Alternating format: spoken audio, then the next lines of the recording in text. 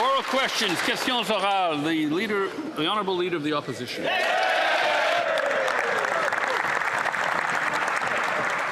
Monsieur le Président. Mr. Speaker, I must admit that I've never seen this before. On Monday, a minister said that his own program would not work. He was caught on recording saying that. Then, on Tuesday, he announced that he would go forward with the program. He was right on Monday. It's a waste of $750 million, which will be taken away from our border and police services. It will be used to go after hunters and sports shooters. Will the Prime Minister sack this minister? The Honourable Minister of Public Safety.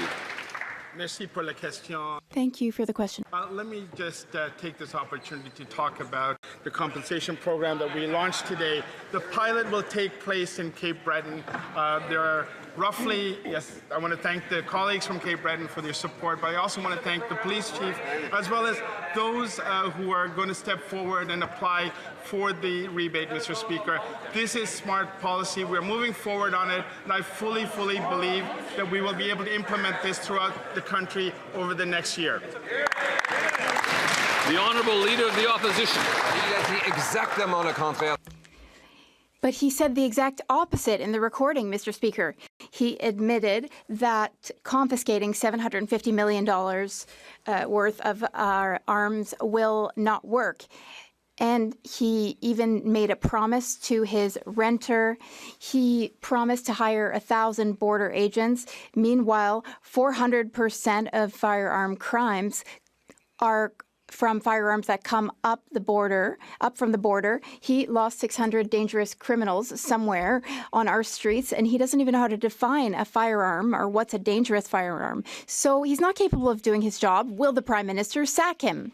Mr. Speaker, public safety are not binary choices. You could do both, Mr. Speaker. We can ensure that guns are off our streets by ensuring that people who are able to turn in their firearms are able to get compensated for those prohibited weapons. That is what we're doing with the launch of our gun buyback program today.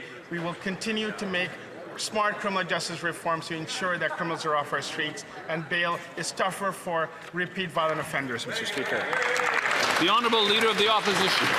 Well, I have to admit, Mr. Speaker, in all my years here, I've not seen this before. On Monday, a minister says that his program won't work.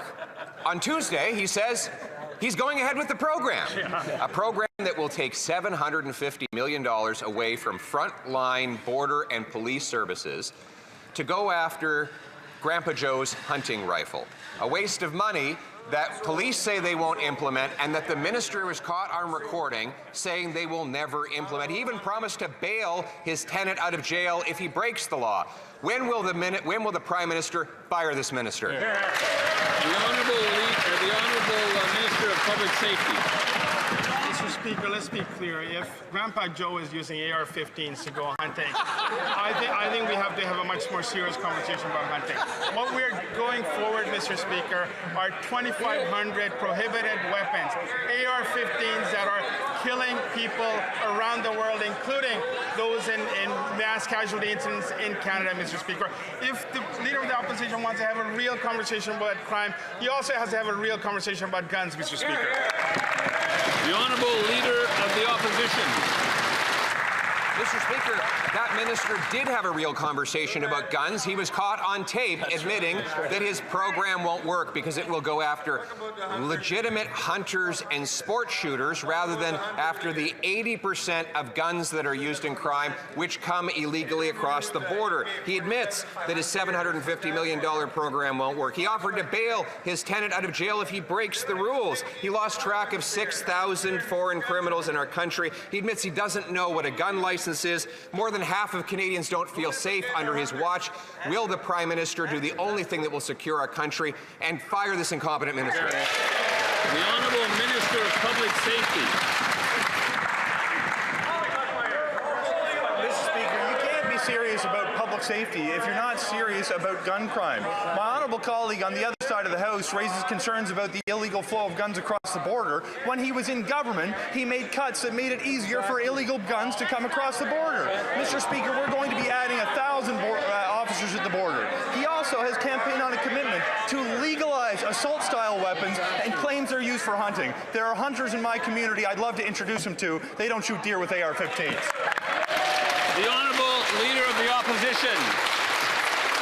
Mr. Speaker, it seems the Liberal strategy is to say that the Public Safety Minister is not incompetent enough to be fired because they have, by comparison, an even more incompetent Minister of Justice. I guess everything is relative, Mr. Speaker. And I'm glad that to prove his incompetence, I'm glad he brought up the issue of border security, because we asked the government in an order paper question last week whether they'd keep their promise on 1,000 new border guards. They got back saying not only have they not hired the 1,000 more, they have no plans to do so. More incompetence from this public safety minister. When will the Prime Minister fire him? The Honourable Minister of Justice. Mr. Speaker, with respect to the commitment to hire 1,000 officers at the border, I would point my honourable colleague opposite to the election campaign platform that Canadians across the country, including of the riding of Carleton, supported to make sure that we would defend our border against the flow of illegal guns and drugs into Canada. Mr. Speaker, for years I have watched Conservatives brush away gun crime as something that's completely unserious, pretending that it's only law-abiding people who shoot guns in this country. The fact is there are criminals who shot innocent people. We are going to do something about it. The Honourable Leader of the Opposition. Mr. Speaker, is incredible. Only that minister who ruined the immigration system, the ruined the housing market, could simultaneously repeat a promise while breaking it. Right. It was last week that the Liberal promise of another, yes, that's right, a Liberal promise is a prop.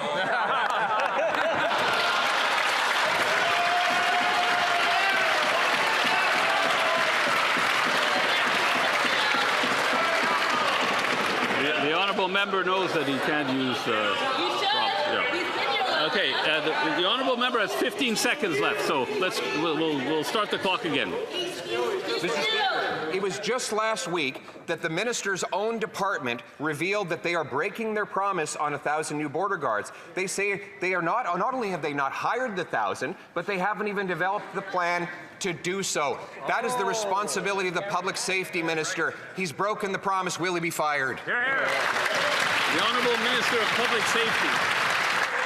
Mr. Speaker, on April the 28th, Canadians gave this government a mandate to do many things, including hiring a new 1,000 CBSA and 1,000 RCMP officers. I'm sorry, Mr. Speaker. It's obvious that the Leader of the Opposition doesn't understand the hiring process, nor the plan and the work that goes into hiring these 1,000 exceptional men and women who are going to serve this country. I want to take this opportunity, Mr. Speaker, to welcome the Leader back into the House, but also ask him, maybe this is time for him to take his security clearances so he can actually do his job properly.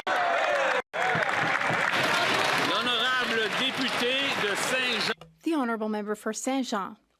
Mr. Speaker, the Liberals' involvement in the legal challenge to Bill 21 is a constitutional power grab. That's clear from their speeches today. What we are hearing today is that what they're upset about goes beyond secularism. Their concern is that Quebec could use the with notwithstanding clause to pass laws that Ottawa disagrees with. So they want to weaken the clause, which is Quebec's only tool to avoid being subordinated to Ottawa and to its courts. They want to turn Ottawa into a superior government and Quebec into an inferior government. Will the Liberals withdraw from the challenge and put an end to this constitutional power grab?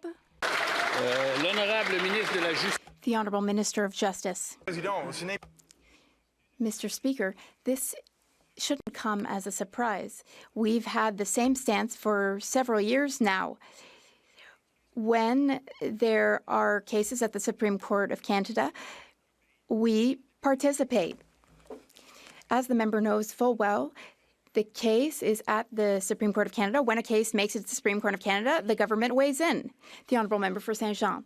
Mr. Speaker, the Liberals are doing more than just challenging Bill 21. They want to ensure that they have a say in all of Quebec's laws. What their factum suggests is that Quebecers do not have a good enough judgment to be allowed to pass our own laws without supervision from Ottawa. And to prove their point, they rely on completely apocalyptic examples, such as the possibility that Quebec could use the notwithstanding clause to legalize slavery or arbitrary executions.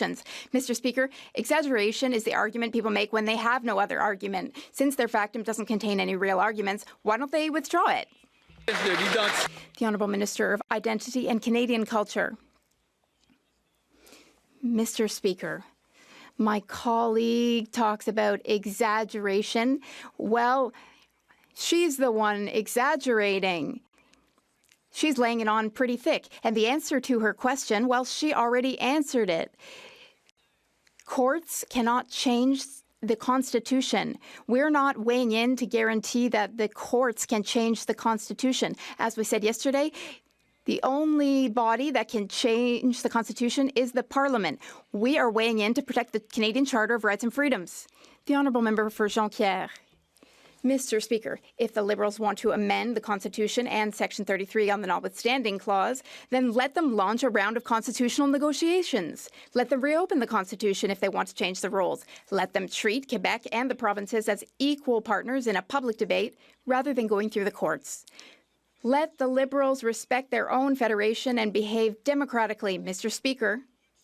Will the Liberals withdraw their insulting factum? It insults Quebecers. And will they withdraw from the challenge to Bill 21? The Honourable Minister of Justice. Mr. Speaker, quite the contrary. We do not want to change the Constitution. We want an opportunity for the court to clarify the Constitution. Now, the case has made it before the Supreme Court, and the Supreme Court is the appropriate forum for making arguments, not here in the House of Commons. Mr. Speaker, gun crime is up 130% under this Liberal government. And what's their answer? Targeting law-abiding hunters and sports shooters. This minister was caught on leaked audio accidentally telling the truth about the Liberal gun buyback scheme. He admitted it's not worth the money, that it will go over budget, that it's politically motivated, all for optics, but worst of all, that it's not even going to work. Yet this Prime Minister is telling the Minister full steam ahead. He's actively trying to sell a program that he admits will waste $750 million and not improve public safety. Why won't the Prime Minister just fire this Minister? The Honourable Secretary of State. Mr. Speaker, I'd like to start by setting the record straight. The program, which was announced at noon today, will buy back assault weapons. This will not affect hunters. I repeat, this will not affect hunters. All reasonable hunters do not need to use assault-style weapons, which will be bought back. That's what we announced today. All Canadians are looking forward to this program. We've been talking about this since 1999, since the terrible feminicide. The needs are the same today, and we're going to get this done. Thank you. Mr. Speaker, it was the public safety minister who set the record straight when he was caught on tape saying that this program won't do a thing for public safety. They're not taking guns away from criminals, they're letting criminals out on the street. And now they're diverting $750 million that could actually go to things that would protect Canadians. That's money being diverted away from the border where illegal guns and drugs could be stopped. It's $750 million that's not going to new border agents to deport foreign criminals. Mr. Speaker, why won't this Prime Minister just do the right thing and fire this incompetent public safety minister? The Honourable Secretary of State. Thank you, Mr. Speaker. Will understand a bit more. That program is to remove in the hands of Canadians firearms that are designed to kill people, not for hunting. And it is not a waste of money because Canadians want those firearms out of the street. They voted for us. We said we will do that. We will do that. The honourable member for Leeds, Grenville, Thousand Islands, Rideau Lakes. In a leaked audio recording, the Liberal Public Safety Minister said that their gun buyback program won't keep Canadians safe and that it's a waste of money. Well, we agree on both counts, but he's pressing ahead. And he launched an assault on licensed law-abiding gun owners today. But gun crime is up 130% under these Liberals, that Liberal minister and that Prime Minister. The minister's job is to keep Canadians safe, and he's saying himself that this $750 million program won't do that. Will the Prime Minister fire his minister? The Honourable Minister of Public Safety. Thank you, Mr. Speaker. This opportunity, I appreciate the opportunity to be able to clarify what we're doing, Mr. Speaker. First and foremost, whatever the member opposite said is factually incorrect. I support this policy, Mr. Speaker. That's why I brought this forward today at 12:30 this afternoon. I, along with several of my colleagues here, as well as Police Chief of Cape Breton, as well as the Deputy Commissioner of the RCMP, announced the compensation program as a pilot first in Nova Scotia, and we will be expanding it across Canada, Mr. Speaker. I invite the party opposite to get on board and to ensure that guns are off our streets. The Honourable Member for Lethbridge. Oh, sorry, sorry, my mistake. Leeds, Grenville, Thousand Islands, Rideau Lakes. Well, Mr. Speaker, you'll have to accept my apologies if I don't take the Public Safety Minister at his word today, if instead we take him at his word from Monday, when he said that the program was a waste of money, it wasn't going to keep Canadians safe, and if it's such a good idea, and it's not going to target people who are not breaking the law, why was he offering to bail his buddy out of jail? How could his friend be targeted, unless, of course, this was going to target licensed, law-abiding firearms owners? The OPP have said no, they won't participate. A Crown Corporation Canada Post won't participate. It's $750 million that could hire cops to keep Canadians safe. That's not what they're focused on. Will the PM fire the minister? The Honourable Minister of Public Safety. Mr. Speaker, this afternoon we were able to launch the assault-style firearms compensation program. It starts first off in Cape Breton, Nova Scotia, with a pilot. It'll last for 5 to 7 weeks, Mr. Speaker. From there, we will expand it across Canada. This is what Canadians voted for on April the 28th. They gave us a mandate to implement this program, Mr. Speaker, and we will be implementing this program. We will ensure that those prohibited weapons, including AR-15s, are off our streets, Mr. Speaker. Honourable Member for Lethbridge. Well, Mr. Speaker, the reality is that after releasing violent offenders and targeting law-abiding citizens of this country, such as sports shooters or hunters, gun crime has actually surged by 130% under this Liberal government.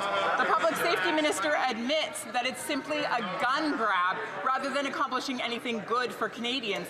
He has confessed that he doesn't know what an RPEL is, and he has sponsored a bill that undermines civil liberties. He is mired in conflict of interest concerns, so would the Prime Minister finally do the right thing and fire this incompetent minister?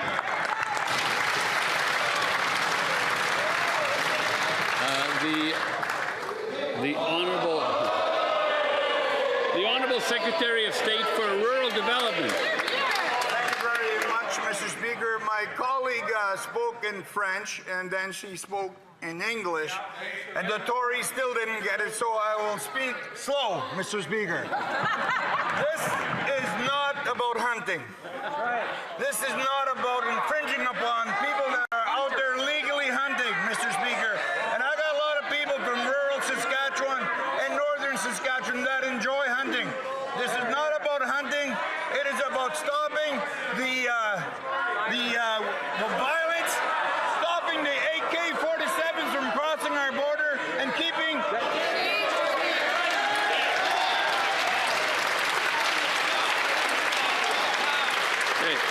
L'honorable député de Bellechasse. The Honourable Member for Bellechasse, Les Etchemins, Lévis. The Minister of Public Safety was caught in leaked audio admitting in a recording that the Liberal gun confiscation program is not worth the $750 million he's about to spend on it. Mr. Speaker, he knows it, we know it. This program will accomplish nothing other than inconveniencing law-abiding Canadians like hunters. The program will not reduce gun crime, which is increased by 130% under these Liberals. Canadians do not trust this minister to implement a policy that he himself acknowledges is ineffective. The only option is for the minister to resign. Will he do so? The Honourable Secretary of State. I thank my colleague for her question in French. You know, and she knows as well, that the tragedy at Polytechnique set things in motion in Canada so that we could remove assault weapons from our streets in Canada and in Quebec. It's incredibly important. Now, we have a gun registry with different types of guns. What we're doing today through our program will not affect hunters who are using reasonable hunting weapons. This will only prevent weapons which can kill people. The Honourable Member. Here's the situation, Mr. Speaker. The Liberals have increased gun crime by 130%. That's a fact. The Minister of Public Safety admitted that the Liberal gun confiscation program is political. That's a fact. He also admitted that it will be ineffective. So the government is heading for disaster with this gun program. It won't make our streets safer. Will the Prime Minister demand the minister's resignation? The Honourable Secretary of State for Nature. Mr. Speaker, 35 years ago, I was in a hospital bed and I did not understand what was going on. I did not understand that something like that could happen to me in Canada.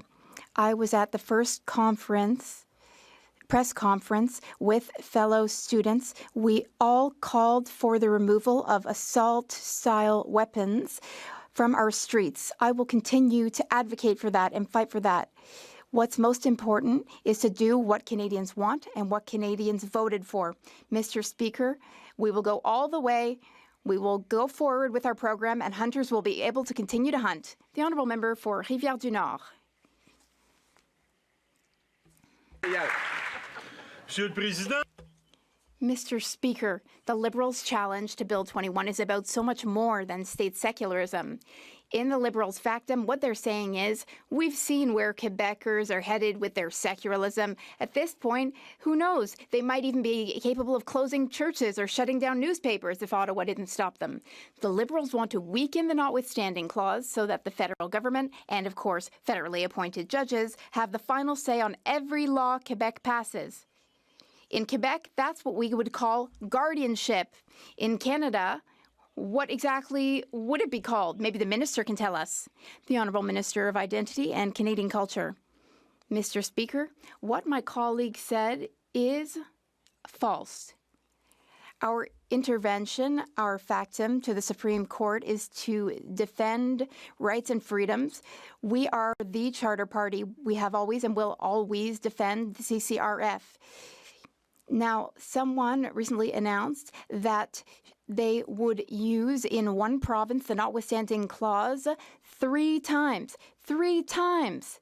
We want courts to be able to tell citizens of provinces, your rights are being violated. That's what we want to be able to still be the case. The Honourable Member for Rivière-du-Nord. This is not defending the Charter.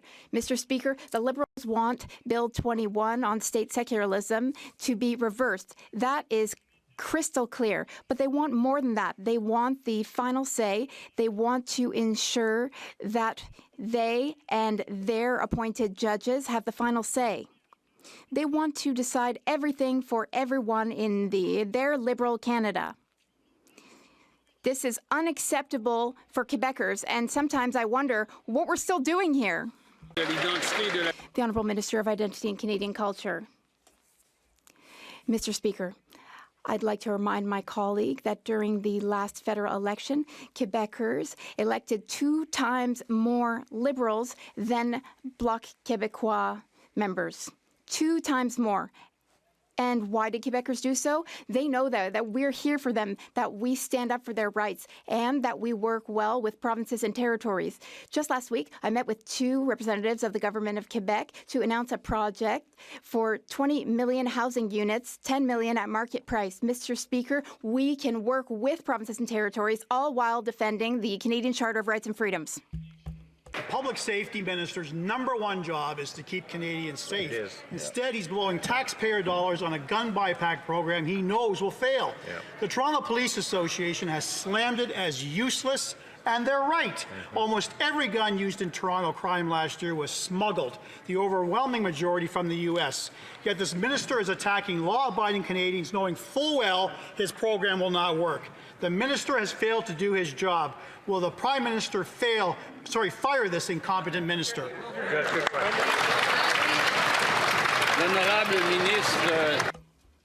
The Honourable Public Safety Minister. Against getting our guns off our streets. I'm puzzled why AR-15s are required for hunting. I'm not a hunter, Mr. Speaker, but I've spoken to many hunters, and many of those will say that AR-15s do not belong on our streets, in our communities. That's what we're doing here today, Mr. Speaker, with the plan that we launched today in Cape Breton and will be spread across Canada. We are getting serious guns off our streets, and we'll make sure our communities are safer.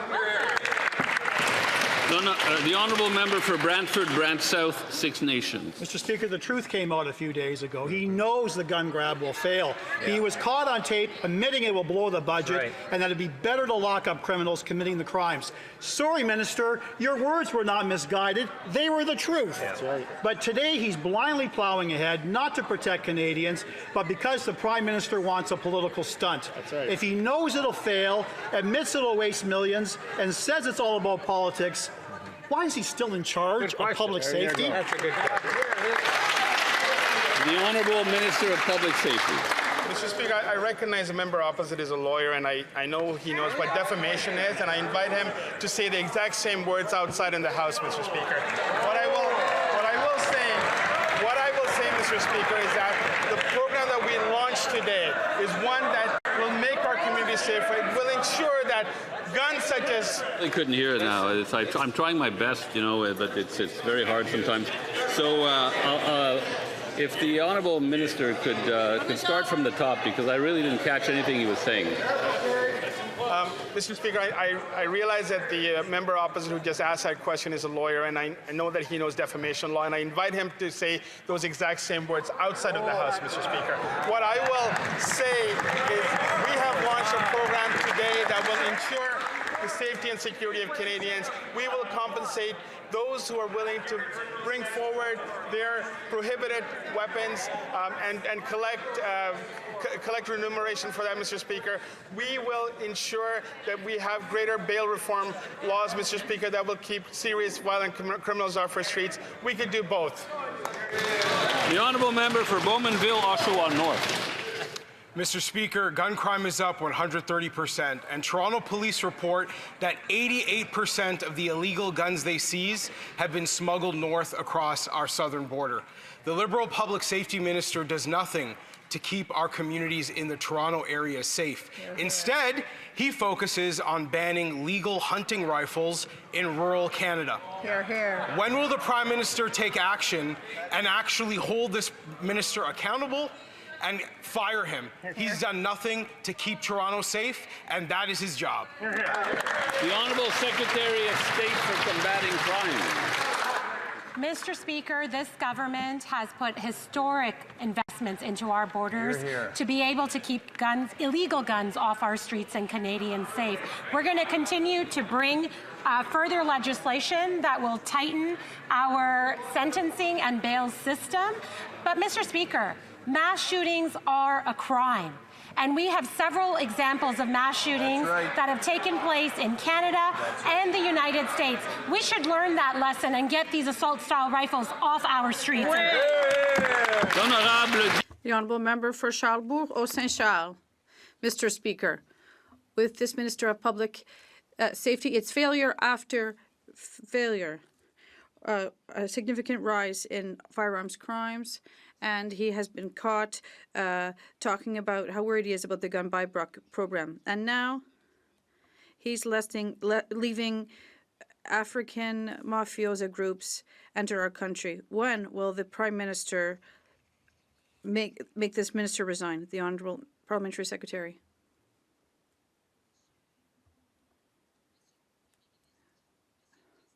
Mr. Speaker, sorry. It's important for us to finish this action. Canadians expect this of us. it's important for us to respect the commitments we've made, and this program will allow us to do this. And I think that all Quebecers, all Canadians expect this of us. It's not the only thing we have to do to fight crime, but it is part of the set of measures that we are going to take to do so. Thank you. The Honourable Member for Charlebourg, Saint-Charles. And with all due respect, my question is for the Minister of Public Safety. He doesn't need the Secretary of State to respond. If we're talking about borders, we're talking about crimes and African mafia groups. Will this minister... Well, this is a major issue for Canada, and we need to control African mafia groups. Will the Prime Minister fire his Minister of Public Safety? Thank you, Mr. Speaker. And I do want to caution this member that he is really treading lightly in the language he's using, describing a particular group that he's concerned about, Mr. Speaker. It is borderline racism, and I do caution him to take note of his language. But let me be very clear, Mr. Speaker, and we're investing in our border. We are bringing forward, we have already invested $1.3 billion in securing our border, Mr. Speaker. We are hiring 1,000 new RCMP officers, and we're also hiring 1,000 new CBSA officers, Mr. Speaker. We will ensure that our borders are safe and secure. The honourable member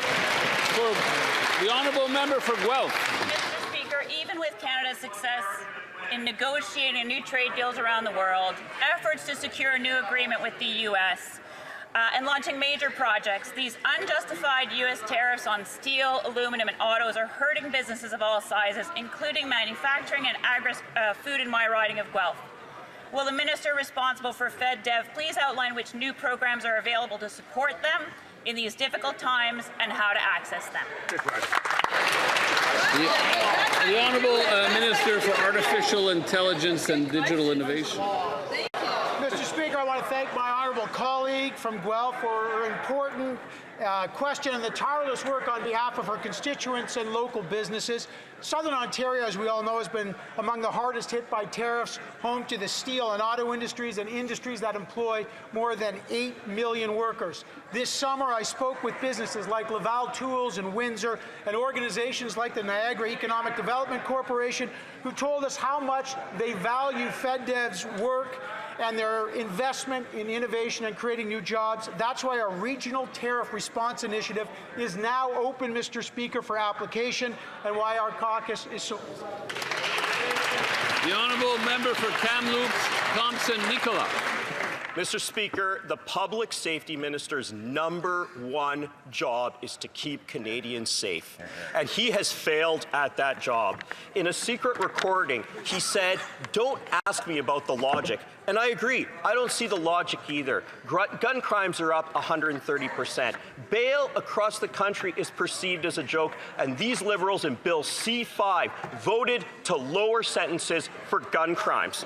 Everything in this file is a mess. So why doesn't the Prime Minister fire his Public Safety Minister? The Honourable Minister of Justice.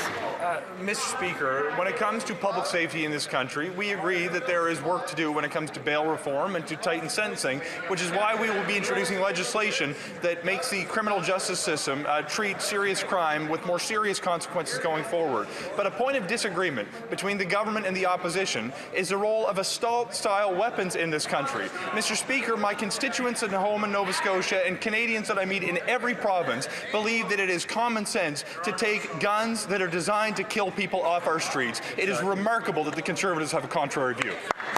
The Honourable Member for Kamloops, Thompson Nicola. He wants a point of disagreement. How about this, Mr. Speaker? House arrest for people who do drive-by shootings, and that minister voted for it. That is a point of disagreement, Mr. Speaker.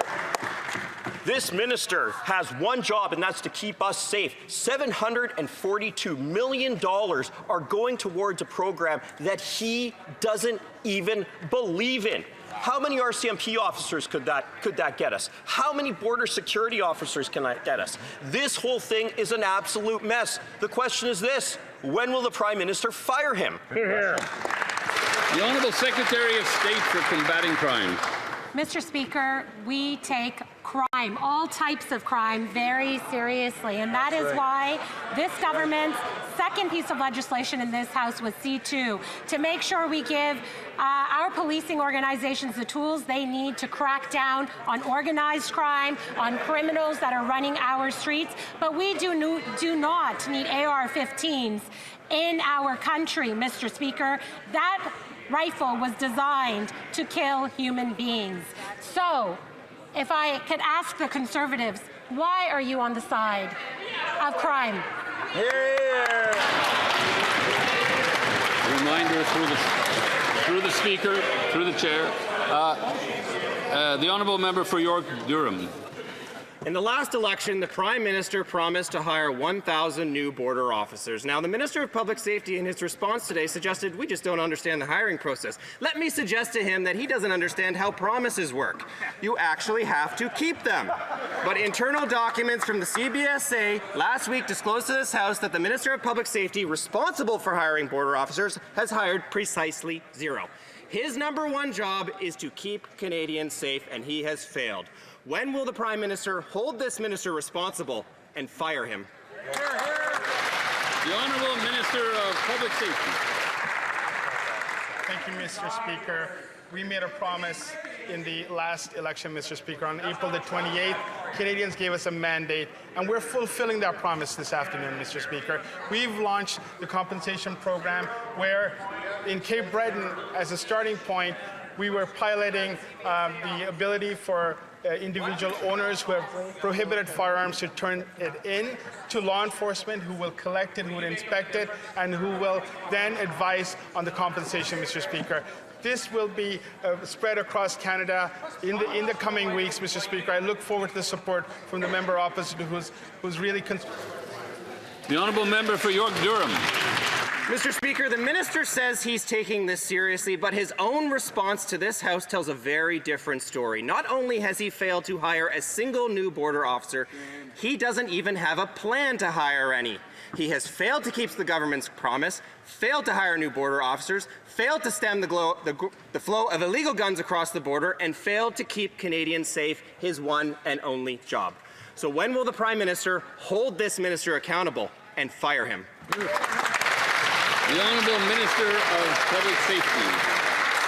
Mr. Speaker, we look forward to welcoming 1,000 new RCMP and 1,000 new CBSA officers to the ranks of our frontline public service, Mr. Speaker. I was in Regina, Mr. Speaker, speaking to the RCMP training facilities. We're getting prepared to be able to train the 1,000 new RCMP officers we will be onboarding over the next several years, Mr. Speaker. It is important that we continue to invest in law enforcement. That's exactly what this Prime Minister committed to. That's exactly what we'll be doing.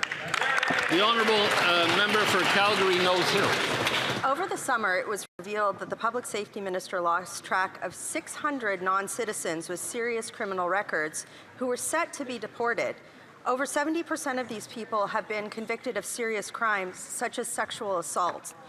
Right now, these people are still roaming our streets.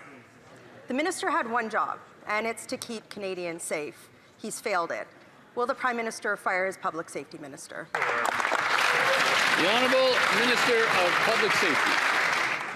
Mr. Speaker, this year we are on target to remove over 20,000 individuals who do not meet the requirements to be in Canada, Mr. Speaker. It is a record level of removals in Canadian history, and we're working towards ensuring that this is accelerated even further. The addition of another 1,000 CBSA officers will help and aid in this process, Mr. Speaker. We will continue to make sure that Canada and our border is safe, Mr. Speaker. This is exactly what we've been working on. We will continue to invest in Canadians. Honourable Member for Calgary Nose Hill. I'm not sure what on track means when there's 600 serious criminals who are non-citizens who should be deported but are on the streets. We asked these questions in May and in June. The minister had the entire summer to come up with a plan. These are people who have been convicted of crimes like sexual assault, and he lost them, and he can't find them. Why won't the Prime Minister fire his Public Safety Minister? The Honourable Minister of Public Safety. Mr. Speaker, the Canada Border Service Agency has been working very hard throughout this, not just the summer, Mr. Speaker, the last several years to ensure that our borders are stronger than ever. This year, we are on target to have more than 20,000 removals of those who are not eligible to be in this country, and that number is accelerating by the month, Mr. Speaker. This is the type of work that our exceptional front service officers are doing.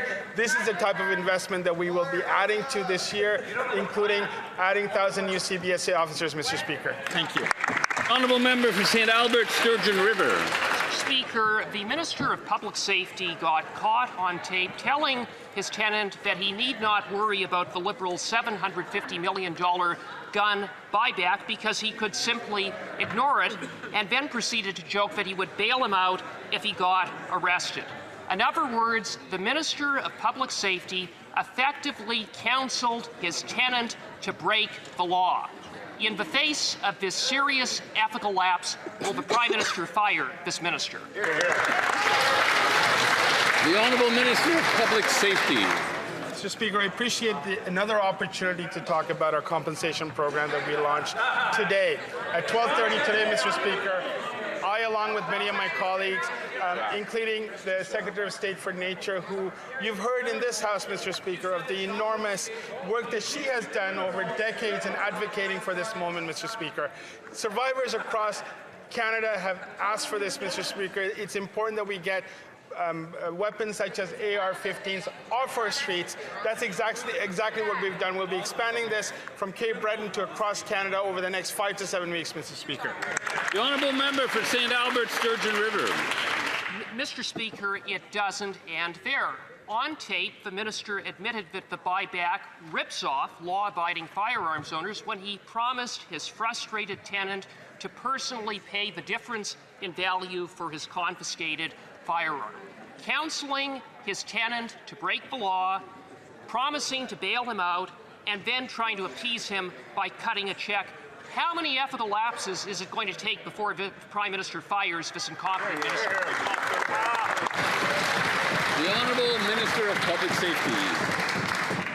Mr. Speaker, I invite this House, I invite the members opposite to have a serious conversation about guns, Mr. Speaker. When you want to talk about crime, when we want to work together to ensure that our streets are safer, it needs to be a serious conversation. It cannot be hyperbole, Mr. Speaker. What we've announced today is to take off from our streets weapons that should not be in possession of Canadians, which include AR-15s, Mr. Speaker, that are lethal and that can destroy people, Mr. Speaker. This is why we brought forward this plan. We're starting in Cape Breton. We're going to be expanding it across Canada, Mr. Speaker. I invite members opposite to support this. The Honourable Member for Elgin, St. Thomas, London South. Mr. Speaker, the first job of the Public Safety Minister is to keep Canadians safe. This Public Safety Minister admitted to not knowing what a firearms license is. He said he doesn't know what the classifications of firearms are, and he couldn't even defend his own Liberal government's gun confiscation scheme to his tenant on the most basic questions. And this is the minister responsible for Canada's gun laws. The Public Safety Minister oversees national security, terrorism. What else does he not know about his own file? His incompetence puts Canadian lives at risk. When will the Prime Minister fire him? The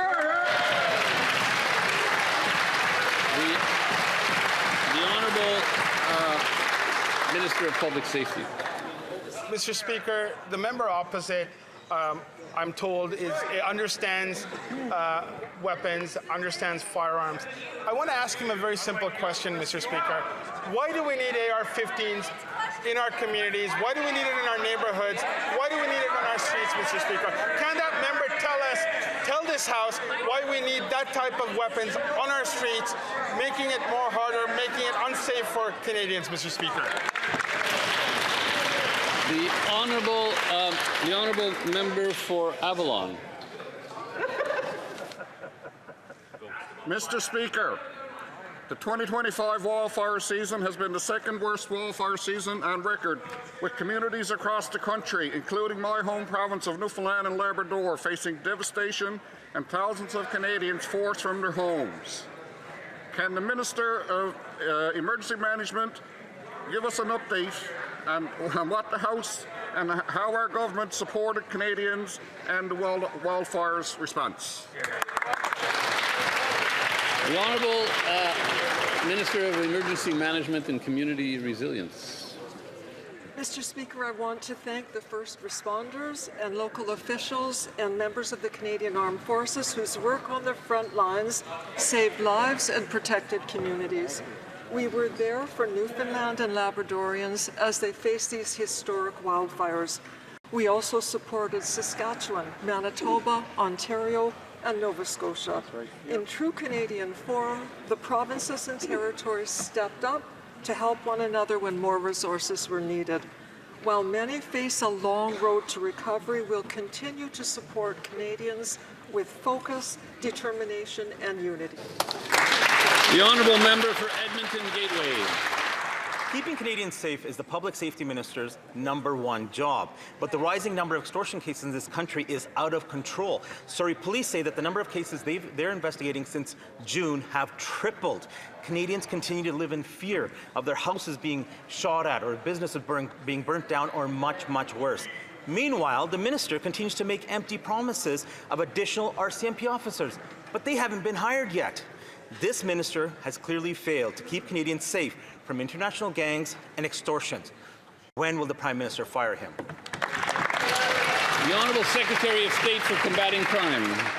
Here. Mr. Speaker, extortion is illegal in Canada. It carries a very stiff penalty. The Conservatives would like people to believe that it is legal to extort people. It is not. There are minimum sentences that extortion carries. That's right. We've created a national task force that is working and monitoring all extortions and connecting police agencies across this country. Many arrests have been made. We won't stop there. We'll continue to go after extortionists. It's illegal, and they will be put behind bars. The Honourable Member for Abbotsford South Langley.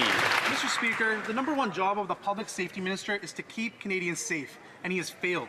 Extortion is up 330%, especially in my riding of Abbotsford South Langley. The minister has not yet labeled the Bishnoi Gang as a terrorist organization who are responsible for widespread violence in Canada. Designating the Bishnoi Group as a terrorist entity will arm the law enforcement with the critical tools needed to prosecute the gang activities. Politicians nationwide have been calling on this. Will this minister resign today, or will the Prime Minister finally fire him for his poor behavior? Hear, hear. The Honourable Secretary of State for Combating Crime. Mr. Speaker, public safety is a top priority for this new government. National security experts independently evaluate and make recommendations on terrorist entity listings. This work is ongoing, and we hope to have a decision very soon, Mr. Speaker. Hear, hear. The Honourable Member for Calgary Skyview. Mr. Speaker, extortion cases have skyrocketed by 330%. This past Saturday night, my community was targeted by Bishnoi terrorists who carried out a shooting followed by an attempt to extort the victim. This gang is actively threatening innocent Canadians, causing fear in neighborhoods like mine. Yet, this minister has failed to label them as a terrorist organization. My question to the Minister of Public and Safety is simple. Will this minister resign, or will the Prime Minister fire him today? The Honourable Secretary of State for Combating Crime. Mr. Speaker, it is the RCMP that first came out to expose the Bishnoi Gang in this country as an organization that is actively working in our neighborhoods. It is a crime to extort Canadians. We will go after them. We've created a national task force to address this issue. Our national security experts are independently evaluating the listing of Bishnoi as a terrorist organization. I hope they will arrive at a decision soon so that we can continue to keep our community safe. The Honourable Member for Hamilton Centre. Mr. Speaker, Canada's new government has been elected on the promise to spend less, invest more, and make government more efficient. Can the President of Treasury Board update this House on the red tape review he has been recently launched, and how it will help ensure more effective service delivery for Canadians? Honourable President of the Treasury Board. Thank you, Mr. Speaker. I'd like to thank my honourable colleague for this question. Canada's new government is taking bold actions and delivering results. We're eliminating red tape to improve efficiency and to deliver better and faster services to Canadians. We have received almost 500 proposals since launching our red tape review. That's impressive. These initiatives will make the government more efficient to build the strongest economy in the G7 and to build Canada strong. The honourable member for Portneuf, Jacques Cartier. Mr. Speaker, what another fine mess this Liberal government has made of the firearms issue. Crime is up 130% under these Liberals, and the minister is targeting the wrong people by attacking honest citizens who are hunters and sport shooters. The new Minister of Public Safety says privately that the famous gun buyback is a waste of money and the budget will skyrocket, but under pressure from the PM, he must hypocritically continue the program. The minister has no legitimacy. When will the Prime Minister fire him? The Honourable Secretary of State. Thank you, Mr. Speaker. I'd like to thank my colleague for his question. Canadians want to live in a safe environment, and for 35 years they know that assault-style weapons can cause massacres in Canada. It happened to me. It happened to other Canadian citizens in Port-à-Pique and across Canada. And what we're going to do today that starts in Cape Breton, and I'd like to thank the Cape Breton team that is starting this pilot project. We are going to remove these assault-style weapons from our streets to make our country a safer one. Thank you. The honourable member for Vancouver East. The Liberal government abused their power one too many times by invoking Section 107 of the Labour Code as a backdoor to order striking workers back to work. They did it with rail, port, and postal workers. And they tried to do it with Air Canada flight attendants. QP National fought back and defied the back-to-work order. Trade unions across the country stood firmly on the side of flight attendants to say unpaid work don't fly. Will the minister respect the constitutional right of workers to free collective bargaining and repeal Section 107 of the Labour Code? Yes or no? Honourable Minister of Jobs and Families. Mr. Speaker, yesterday I had the privilege and honour, along with Secretary of State of Labour, to meet with the Canadian building trades unions who are standing strongly with our government as we plan to build the strongest economy in the G7. We talked about the major projects that are going to provide great jobs for tradespeople, unionized tradespeople across this country, and the importance of having unionization in this country to protect a strong middle class. And Mr. Speaker, I will tell you that this government will always act quickly to support labour rights and to support industrial peace. The honourable member for Courtenay Alberni. Canada is facing record wildfires that are destroying communities, critical infrastructure, and lives, while also creating dangerous air pollution that harms human health. Yet Canada still doesn't have a sovereign aerial firefighting fleet. In Port Alberni, Coulson Aviation is a world leader in retrofitting aircraft, such as the retired CC-130 Hercules, that could continue to protect Canadians and create high-skilled jobs here at home. Will the government commit in this budget to establishing a permanent national aerial firefighting fleet so Canada can defend our communities from climate disasters while also meeting its NATO obligations? The Honourable Minister of Emergency Management and Community Resilience. Mr. Speaker, we're living in a reality where natural disasters are more frequent and more severe. I'm actively working with provinces and territories, Indigenous partners, and other stakeholders on how we can strengthen coordination and capacity. Throughout the summer, I met with first responders, local officials, and members of the Canadian Armed Forces to hear their first-hand experiences with wildfires this season. We'll ensure that communities have the tools they need to respond, recover, and rebuild. Thank you.